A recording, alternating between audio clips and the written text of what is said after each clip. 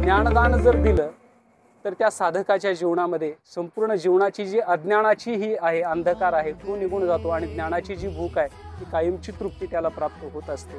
शास्त्राचं वचनही आहे. मी आहे लातूरमधल्या निलंगा या तालुक्यामध्ये आणि मी आलोय श्री ज्ञानेश्वर वारकरी शिक्षण संस्था या ठिकाणी.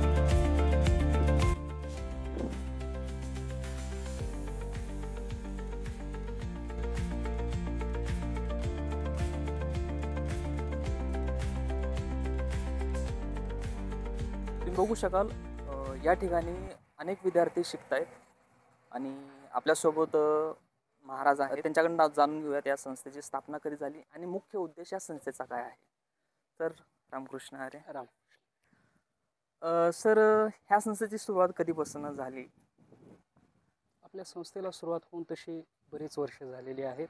प्रथमतः ही आपल्या संस्थेची सुरुवात लहुवाडी या ग्रामाच्या ठिकाणी झाली. तिथे सुरुवातीला आपल्या संस्थेचं छोटंसं स्वरूप होतं. जसं गंगेच्या उद्गमस्थानी म्हणजे गंगेचा जिथून उदय होतो तिथे गंगेचं स्वरूप छोटंसं असतं. पण जशी जशी गंगा पुढे पुढे वाहत जाते जशी विशाल रूपाने जेव्हा विस्तीर्ण स्वरूपामध्ये प्रकट होते तेव्हा त्या गंगेचं रूप जसं होतं तसं आपल्या संस्थेचं आता रूप झालेलं आहे. जेव्हा सुरुवात झाली लहुवाडीमध्ये तेव्हा गंगेसारखे अगदी छोटंसं उद्गम होतं. पण आज विशाल रूपामध्ये माऊली ज्ञानोबा यांच्या कृपेने आपल्या संस्थेचं हे दिव्य असं रूप झालेलं आहे. तीच गंगा लहुवाडीची वाहत वाहत आता निलंग्यापर्यंत आलेली आहे. असं जरी म्हटलं तरी काही ते वावगं होणार नाही. आता या संस्थेमध्ये किती विद्यार्थी शिकत आहेत? आता आपल्या संस्थेमध्ये जवळजवळ 55-60 विद्यार्थ्याच्या आसपास संख्या झालेली आहे. अच्छा. आता आपणाला या क्षेत्रामध्ये किती वर्ष झाले? जवळजवळ 20 वर्षाचा कालावधी झालेला आहे. अच्छा. 20. जेव्हा आळंदीला आम्ही सुरुवातीला गेलो बहुतेक 2-4 असा काहीतरी तो कालावधी होता. 2002-4 असा काहीतरी तो कालावधी होता. त्या कालावधीमध्ये आम्ही आळंदीला गेलेलो. तिथे वैकुंठवाशी गुरुवर्य कुंभार गुरुजी वारकरी शिक्षण संस्था तिथे आमचं अध्ययन झालं. म्हणजे साखरेवंश विख्यातम ज्ञानदानपरायणम ही जी संपूर्ण महाराष्ट्राला लाभलेली वेदांताची परंपरा आहे त्याच परंपरेचे पायिक आम्ही. गुरुवर्य वेदांतामध्ये ज्यांची चांगली पकड आहे असे असणारे गुरुवर्य पंडित महाराज क्षीरसागर भाऊ यांच्याकडे आमचं अध्ययन झालं आणि आमचे सहमित्र असणारे पाटलांचं त्यांचं मृदंगाचं शिक्षण त्यांच्या गुरुवर्यांकडे झालेलं आहे आळंदीमध्ये. म्हणजे आम्ही सहपाठीच आळंदीमध्ये सोबतच आम्ही शिकण्यासाठी होतो. म्हणजे एकंदरीत जवळजवळ 20-1 वर्षाचा कालावधी या वारकरी पंथामध्ये आमचा गेलेला. अन्नदानम महद्दानम विद्यादानम तथा परम अन्नेन क्षणिकाः तृप्ती यावं जीवम तू विद्येयाः. जोपर्यंत हे जीवन आहे तोपर्यंत एकदा ज्ञानाने भूक तृप्त झाली, तृप्ती मिळाली ज्ञानाची, जीवनपर्यंत ती तृप्ती कायमची टिकून राहते. म्हणून ते ज्ञान या संस्थेमध्ये आपल्या दिल्या जातं.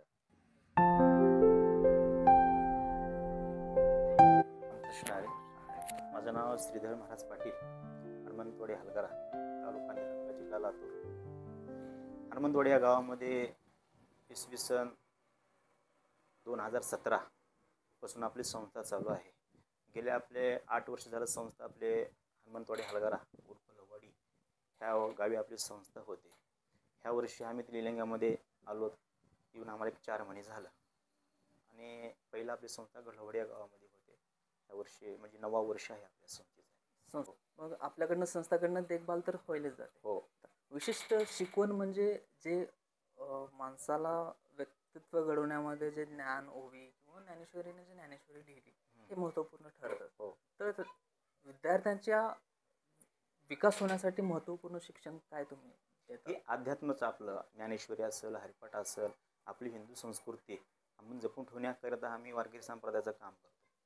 ज्ञानेश्वरी असेल, मृदंग असेल, गीतेची संहिता असेल, गाथापाठांतर असेल, आम्ही अभ्यास विद्यार्थ्यांकडून करून घेत असतो. मी स्वतः 2001 ते 2 मध्ये आळंदीला गेलो होतो. गुरुवर्य अशोकजी महाराज हुंबे यांच्याकडे राहण्याकरता होतो 2001 मध्ये. त्यानंतर मी मृदंगाचा अभ्यास घेतला, गीतेची संहिता घेतली, काही पाठांतर केलं.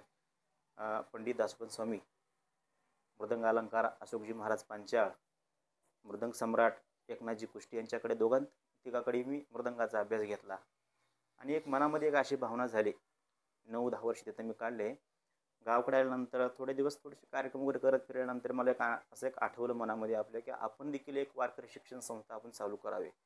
आपण जे माऊलीच्या पायथ्यापाशी राहून 8-9-10 वर्ष आपण जे शिकले, ते पण आपण दुसऱ्याच्या लेकरापर्यंत पोहोचवावं, ह्या उद्देशाने आपण ही वारकरी शिक्षण संस्था चालू केली 2017 मध्ये. 55 संख्या सांभाळणं हे जोक नाही. किंवा आज जर बघायचं म्हणलं तर संस्थाकडूनच नाही, किंवा आज तुमचे सर्वच घरचेच या गोष्टीला मदत करतात. हो म्हणजे हो उठल्यापासून तर मित्रांनो सर्व गोष्टी त्यांचे मंडळीच घरचे करतात. जेवण असेल, मुलांना नाश्ता असेल, त्यांना बऱ्याचशा गोष्टीची सोय म्हणा, बऱ्याचशा गोष्टी लागतात. पण त्या गोष्टी करण्यासाठी प्रेमच लागतं सर, हो हो. आणि एक ऊर्जा लागते. सर्व मोठा खारीचा वाटा म्हणलं तर माझी आई आणि माझी धर्मपत्नी, सर्व म्हणजे मोठा खारीचा वाटा. एवढ्या 60 लेकरांचा स्वयंपाक फक्त माझी एकटी धर्मपत्नी करते. सगळ्यात मोठा माझं काम फक्त काय क्लास घेणं, लेकरांना बघत राहणं, एवढंच आहे माझं काम. पण 3 टाईमचा स्वयंपाक 60 लेकरांचं करणे सोपी गोष्ट. 8 वर्ष झालं मी आणखी स्वयंपाकाला कुठली बाई ठेवली नाही. अरे बापरे. हां, सर्व जे आहे ते सर्व घरी. हां, फक्त शिक्षणाच्या बाबतीमध्ये मला श्रीहरी भक्त पारायण आमचे गुरुबंधू बापूश्रीजी महाराज काटे जवळगेकर हे मला सहकार्य करतात, येतात. आणि कसं आहे, आम्ही आळंदीमध्ये एकत्र होतो दोघंजण. 2001 मध्ये एकत्र गेलो होतो आम्ही. त्या टायमापासून ते आम्ही 9-10 पर्यंत आळंदीमध्ये राहिलो दोघं पण. महाराज होते पंडित भाऊ क्षीरसागर यांच्याकडे होते, मी अशोक महाराज हुंबे यांच्याकडे राहायला होतो. महाराजांचे विषय म्हणजे भागवत कथाकार आहेत, उत्कृष्ट कीर्तनकार आहेत, शिवकथाकार आहेत. म्हणजे आमच्या निलंगा तालुक्याचं एक वैभव, अभ्यासू जर नेतृत्व म्हणलं तर महाराजांकडे बघितलं जातं. बापूश्री महाराज काटे जवळ येतात. म्हणजे खूप अभ्यासू माणूस, वक्ता आणि शांत स्वभाव. तुम्ही 10 गोष्टी बोलले तरी महाराज एक गोष्ट बोलणार, असा महाराजांचा स्वभाव. आतापर्यंत या संस्थेला कोणी कोणी मोठ्या लोकांनी भेट दिली सर? माझे सद्गुरू, औषधाचे नाथपीठाचे मालक, त्यांच्या कृपाशीर्वादाने संस्था म्हणजे चालवतो. सद्गुरू गुरुबा महाराज औसेकर व सद्गुरू गहिनाजी महाराज औसेकर, आणि माझे श्रद्धास्थान असे असणारे माझे सुरेंद्र महाराज गुराळकर यांच्या मार्गदर्शनाखाली ही संस्था मी चालवत असतो. तर आपल्या भागातील सर्व आमदार लोक असतील, माननीय सर्वांचे तालुक्याचे लाडके नेतृत्व आमदार संभाजी भैया पाटील लिंगेकर असतील, अशोक भैया पाटील लिंगेकर असतील, तर सर आपल्या भागातले पूर्ण जे लोक असतात हे सगळे आपल्या संस्थेला भेट दिले सर्व.